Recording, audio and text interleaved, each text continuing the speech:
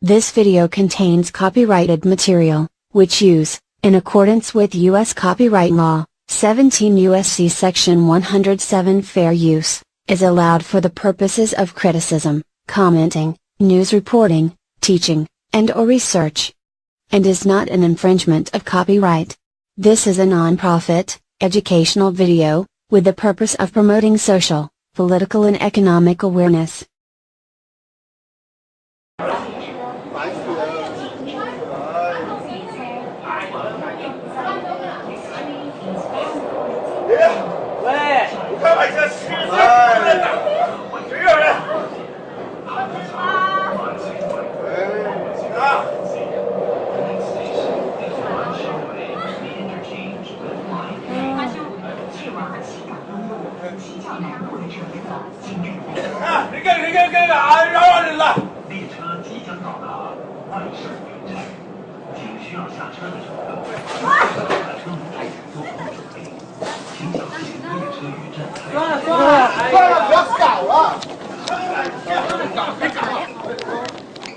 Zombie viruses occur naturally with other species, but will a time come when we will have to face a pandemic that takes over our very will, even after our death, spreading through our colony just like ants redirected in slavery? It would have to come from a lab sophisticated enough to make it. That lab would have to specialize in DNA and recombinant DNA. DNA is literally the code of life. It determines not only what each single cell in your body matures into, but since you came from a single cell, it was your DNA that shaped what you matured into. Recombinant DNA is industrialized DNA.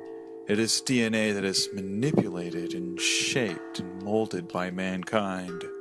Examples of recombinant DNA include cloning, genetically modified food, in which fish DNA is actually incorporated into tomatoes that we eat, and in biological weapons developed in thousands of government and private laboratories. The number of government laboratories developing bioweapons in America grew from a couple hundred to over 1,300 after 2001. These labs develop viruses from animals for humans. No one knows how many private labs exist. After many years of breeding and mutating viruses from animals, these labs contain the stuff of viral nightmares, some of which have even been carried out accidentally by lab employees. So what's the likelihood of a zombie virus that's been developed in such a government lab? The Russians were experimenting with reanimation in the 1940s. Throughout the Cold War, the U.S. competed against Russia for superior weapons, including biological ones. Naturally, such programs are secret, and all evidence is classified. What about a viral agent that controls the brain dead? It's more likely we encounter a zombie virus that controls brain dead people than the clinically dead. So are there any social issues that cause massive brain damage, apathy, and susceptibility to control? Ever heard of the phrase, mad as a hatter? It came from hat factories that used to use mercury to felt hats. The trace elements of mercury would accumulate in the workers, causing them to go insane. Once absorbed, the heavy metal continues to erode the brain throughout its lifetime. Today, mercury is an everyday part of our lives, through dental fillings, phosphorescent bulbs which use mercury vapor. When electricity runs through them or when they break, the mercury is released into the air we breathe. It's in seafood, which is the result of us dumping it in the ocean. And it's in thimerosal. Thimerosal is the preservative used for most vaccines, and it is half mercury. Despite it being labeled on the insert, those administering vaccines and flu shots have been caught lying about the presence of thimerosal. Many speculate that the sudden popularity of flu shots and vaccines have coincided with the surge of autism to Alzheimer's. Zombies are also passive and willless. Are there any influential viral agents to cause people to lose their will? Well, sodium fluoride was developed by American pharmaceutical company IG Farben for the Nazis to drug prisoners of labor camps through the water supply. But why would Nazis drug prisoners? Because passive people are easier to control. The effect fluoride has in the body is not only a sedative, but a sterilant. Today, fluoride is deliberately added to water supplies through regional water facilities, and the official justification? Governments care about your dental health. Fluoride is also the main ingredient in popular antidepressants.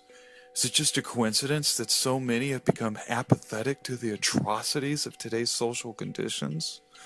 Would pharmaceutical companies still profit on poisoning people? A zombie is controlled by a supernatural force, usually for evil purposes. We have to at least examine the most influential controlling force in the world: the television. While watching TV, the viewer is literally slipped into a hypnotic state and susceptible to subtle and pervasive programming. Ever wonder why it's called programming? The viewer is guided along particular channels. And what is the program? I don't want to be one of those things. Walking around without a soul. Everything that is the official perspective. Gratification of self even at the expense of others.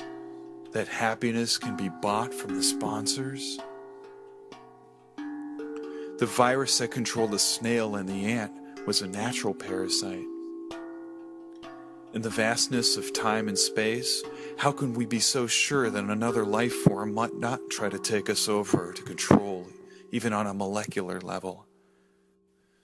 We might not even notice until it is too late that it was mimicking human emotions the way psychopaths do as they walk among us.